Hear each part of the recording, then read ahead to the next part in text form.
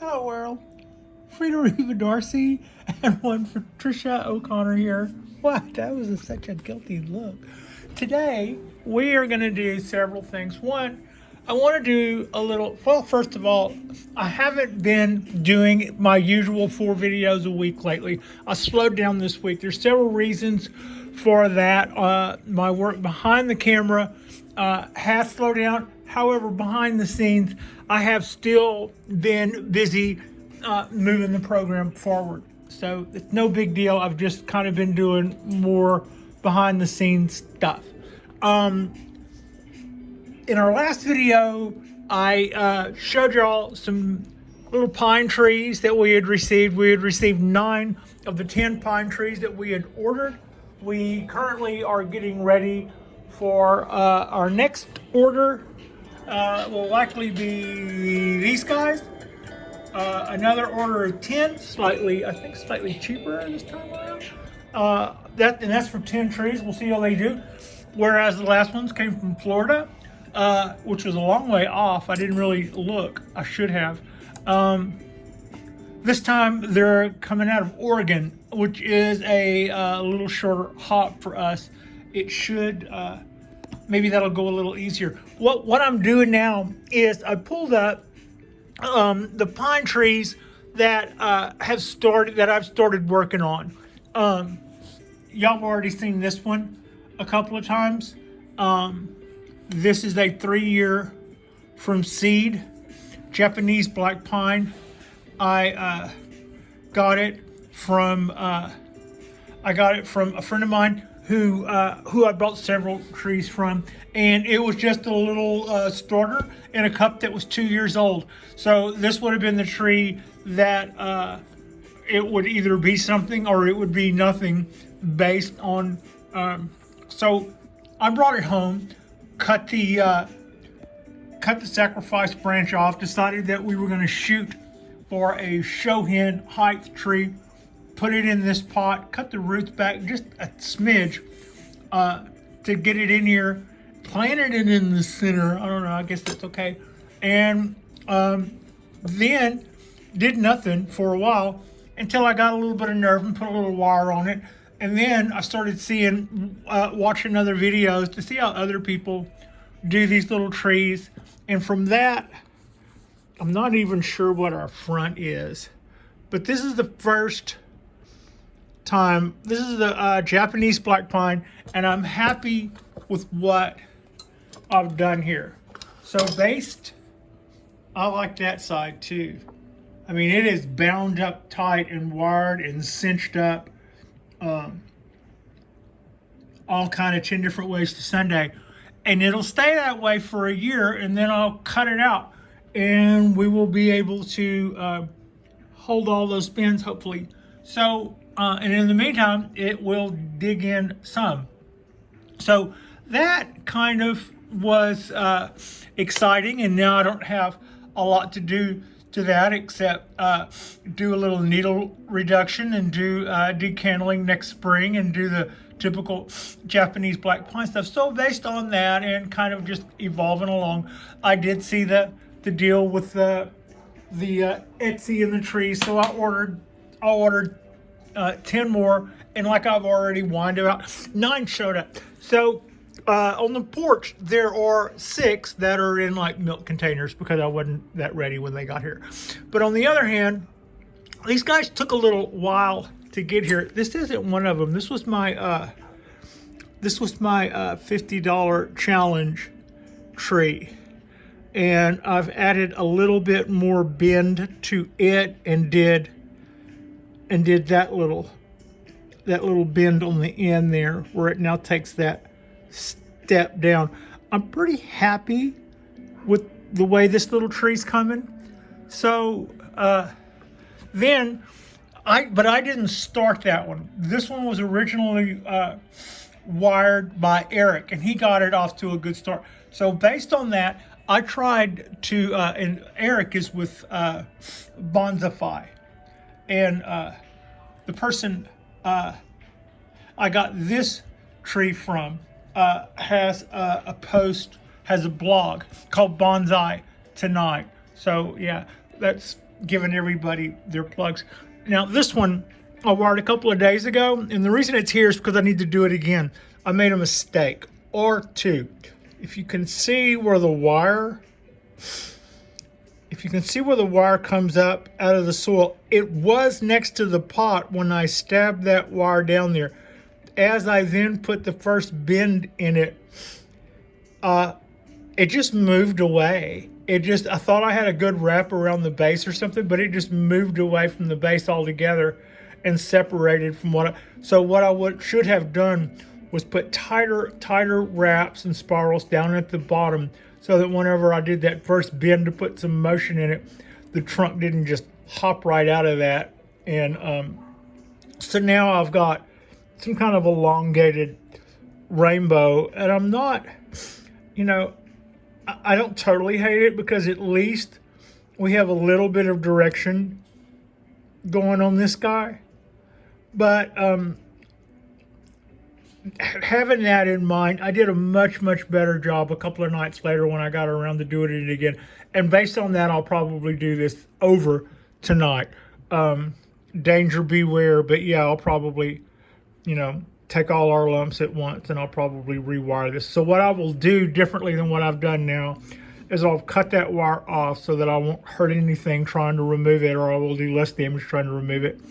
Then I'll apply new wire, and I will put more twists in, and they will be tighter earlier down at the bottom, so that when I then grab that, grab the trunk down there at the soil line and put a pinch in it and then try to bend that over, it'll actually bend and not just jet out away from the wire, which it found easier to do.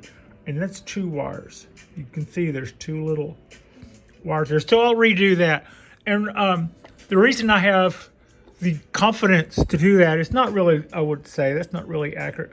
This is what I did last night. I'm a lot happier with the results of this one. This was one of the ones that came in, of the 9 that came in from Japanese black pine that came in this order. And I've got good movement coming off the Nabari. It's already got a good direction going to it, and then it just comes on around and does some pretty cool things. I'm way happier with that, and not to say that a year from now I won't look at that and go, yeah, I've gotten even better still. But yeah, I kind of think that my wiring skills and bending skills are about to take off a little bit. You learn things in stages, and I kind of feel like I'm at a new stage when it comes to wiring and shaping my trees.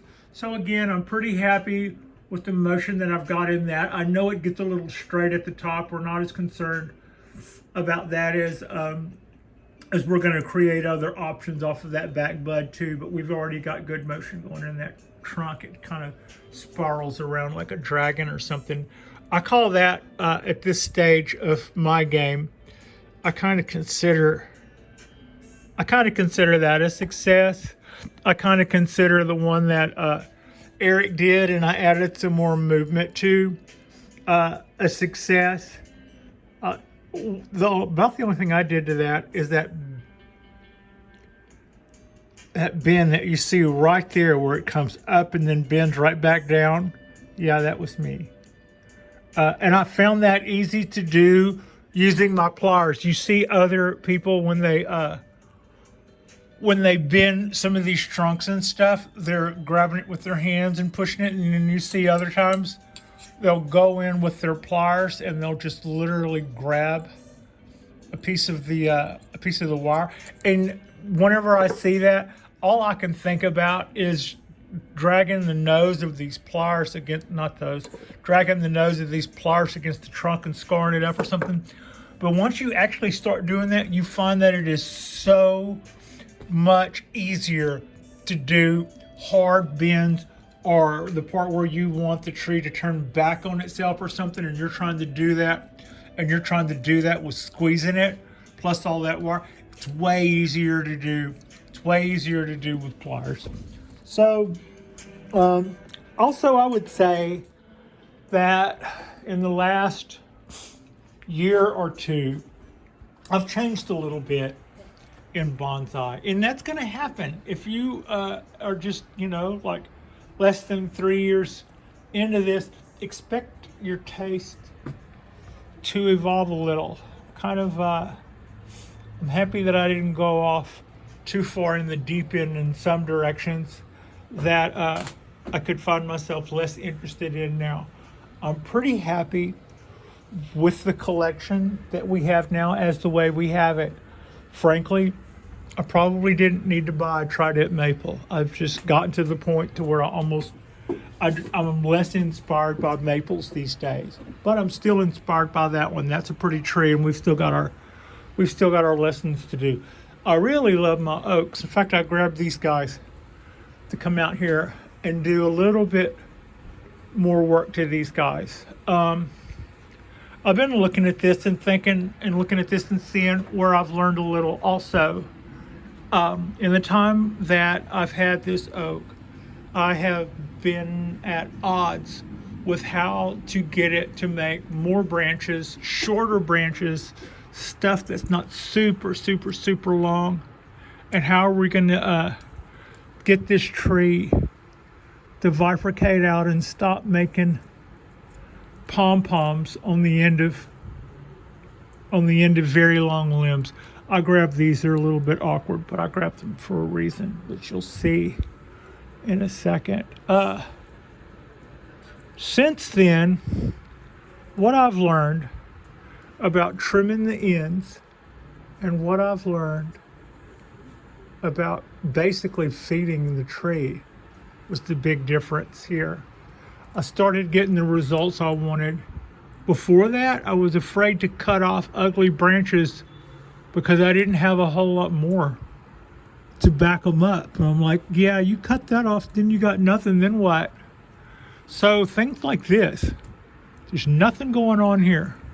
Things like this, there's almost nothing going on here. This year, it started trying to pay back. There's more stuff here. But that branch, that whole branch is beautiful until it does this little third piece. I didn't want to cut that off at the time because I wanted it to do more, and I wasn't seeing enough of what was happening here. Now that we are, we're gonna go that way, and we're gonna maintain the usual rules of decorum. Just got rid of that 3 right there. That's why I brought these. So that would have been an example of something that I wasn't really crazy about, but I wasn't really crazy about going without it either, because I wasn't seeing the amount of choices in the way of branches that I wanted to. And this year, I wouldn't say I've gotten pickier. I've learned what I'm doing. And when you learn what you're doing, the things that you wonder if they were mistakes might get a little bit more, yeah. So we're just pruning back some of our new growth. So this stuff will continue to bifurcate out. And y'all have heard me say this a dozen times. I usually start cutting things back. I'll give it a couple of nodes, and then I cut it back where it starts to elongate in between the nodes, what I call about the time the tree shifts into third gear. It's like first gear and second gear, if you know how to drive stick, is pretty short. That would be an example of shortener. Third gear, things start to wind out a little. And that's where everything starts getting unsightly. If you're talking about bonsai, I should have cut that off there instead of where I did. No, we'll leave it. Okay. Stuff like this, it's got more possibilities to branch off here and here. But right now, it's a little longer than it needs to be. Stuff like this probably needs to show me a little more too. We'll let it go a little while. But yeah, really got a lot of good growth out of this oak this year. I really got a lot of good growth out of my ponderosas. this year. Going through last summer, a little bit of dieback that we had, little issues with a few of the trees, was disheartening at the time, more encouraging now, because we didn't lose any trees over that. As a rank amateur, I was still able to pretty much get everybody through our blight without losing any trees, which I thought was amazing. If I'd have known what I was doing, we'd even been better. Anyway, just cutting these little guys back a little bit. No big whoop. We made a whole bunch of tree this year. This stuff is starting to get a little harder to reach now, doing the reach behind the tree for the stuff. And also, when you have two branches coming up side by side, you want to be sure not cut them off at exactly the same height. We're not making TV antennas or poodles or topiary. We're making bonsai, damn it. Okay. All right, Mr. Foulmouth. So when I rotate the tree around, I'll see a dozen more little things like that I should have gotten off but didn't. But this will cover us from now. It'll keep us from getting too crazy. I got a pretty flush cut on that guy. I don't know if I could clean that up anymore. I probably could. I don't know until you try. Awesome. So, see if I can back up without backing up into too much. Yeah, that's got us there. That's how a little prune back on our cork bark. Normally I drag that in the house to do that, and I get all the sides of it. But I wanted to show y'all that I've had a change of heart. You know, this was what you'd call a rainbow. That branch that I just cut, that just came all the way around there and had a little palm on it, and then was kind of trying to back butt a little. That was a long way from being anything. And the only reason I let that go was because, one, I didn't know how to properly put motion in it. Two, it was the third branch. But at the time, I didn't have other branches going on anywhere on the tree. It was just like the tree without anything really happening. That's how it got its nickname, Log. So I was really reluctant to cut the wrong thing off at the time. And in this past year, we've been able to clean this tree up a whole lot, and I'm really excited about all the possibilities. Pretty excited. Boom. So yeah, that can bifurcate off and do more things. If that wants to bifurcate off and do more things, we might leave that long. Otherwise, I still have a little piece of wire pulling that piece down. I don't think I have any other wire on the tree anywhere. So all the scars that we have can start to heal if they want to or not. We'll wait and see how that works out. I let that go almost deliberately to see if they would do like the pines do, because they kind of plate over with all this stuff every couple of years. So the thinking there is we could probably let it dig in and just see what happens. And if it ended up being something that we were looking at for a long, long time, well, I've got a Makita router. That's a big old honking piece of equipment I got just the first couple of months I got into bonsai. I saw myself probably doing more carving than what I think I'm ever going to feel like looking at it now. But I've got the tools. I've got tools to fall back on if I need to go do some carving or make some kind of machine marks or some kind of wire marks or something go away. We can definitely do that. So here's Literati pine, looking pretty happy. Here's Ponderosa pine, Shohin, 26 years old, looking pretty happy. This is another one of the 9 in this frame here. They weren't real happy. They showed up yellow with a lot of dead needles. So we just got them. We just got them in little pots and got them up and going. And then I took a couple of them off to the side and tortured them more with a little more wire. But You've already seen the other order is little terracotta pottery for another room. So I've got more trees coming. I'm about to have more trees. That's not an accurate statement. I am about to have more trees coming. They will occupy the space you see here. And the cones that I've given forever, I'm going to continue to give those guys forever.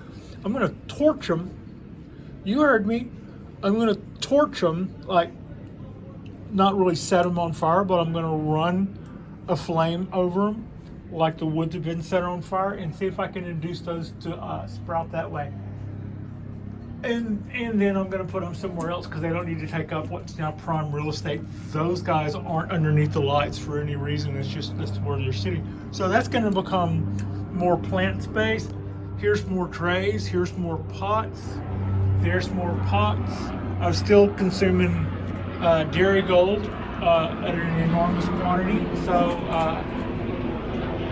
we're still making more pots as far as that's concerned. And we're going to increase all those little pots with pine trees and keep wiring and keep bending and keep evolving as part of this, as far as part of this process. Meanwhile, I'm pretty happy with the looks of the bald cypress trees. All four of my bald cypress trees seem to be having a pretty good year. We had a lot of good, vigorous growth on all three of these, and my show hen over there in the little mud pot. And so yeah, and we gave this guy its trunk chop this past spring, and it has just now started its battle towards making some ramification, and yeah. And that's what we got going on there. It's already well on its way. We picked out a front. That little wire denotes our front. We'll see if we can't get a little taper going to that trunk. These guys are doing their job. They're doing just exactly what they're supposed to be doing when all of this stuff turns. This beautiful color here. And then drops. Why would I want to wreck something that looked that pretty? But then drops all of that. Then I can go through and we'll start nipping. The ones that aren't keepers, the ones that are shaped in the wrong place or don't add to the look of the tree, we'll cut. The ones that we're keeping, we will cut back so they will vibricate off next spring.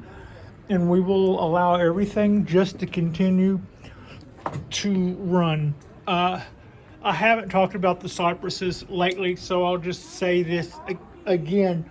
What I had been doing in the past was I would look at my cypress trees and think that they looked like pre-bonsai. So maybe I would prune back some of the limbs to give them some of that desired shape.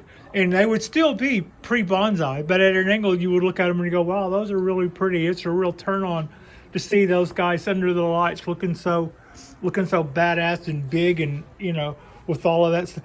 But in the end, that's slowing our progress if you keep trying to make your pre-bonsai showy by clipping all the stuff back, because all this stuff that keeps us a little overgrown and a little unsightly is how we're going to build the tree that we need to build, and pruning stuff back to its perfect proportions and stuff so that it can look good on any one particular day is something you will do against the clock to a faster bonsai. So that's just something to keep in mind. And to that end, I have admired them just as much, and I know I've got a plan going, and keeping with a plan like this is not quite as much fun as pruning it back like some sort of flower arrangement. And I say flower arrangement because I prune it back to where it looks like natural wild trees.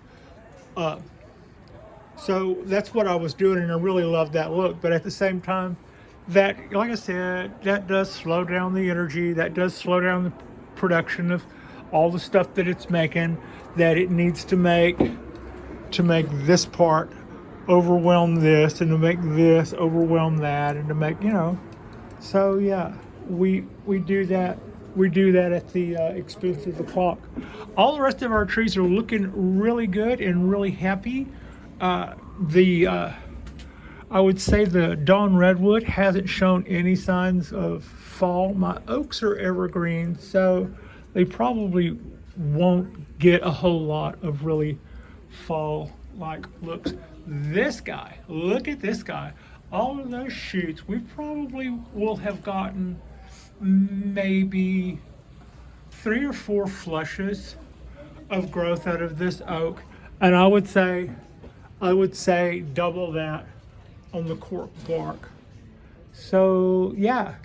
Also, I think this winter we will get to repot our maples. I say this winter because I'm really hoping we get a winter this winter instead of what we got last winter. But yeah, I'm not going to complain about last winter anymore. Like and subscribe if you guys have not already. We've got what I intend to do is what I've been doing lately is learning a lot more from the Japanese growers who are growing the Japanese black pines, and I'm learning more and more about their wiring and bending techniques, and I'm trying to practice that.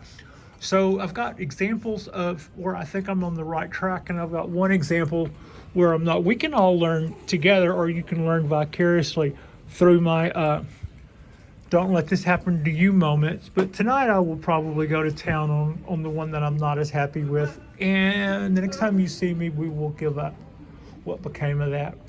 If it came out bad, I'll tell. So yeah, thank you.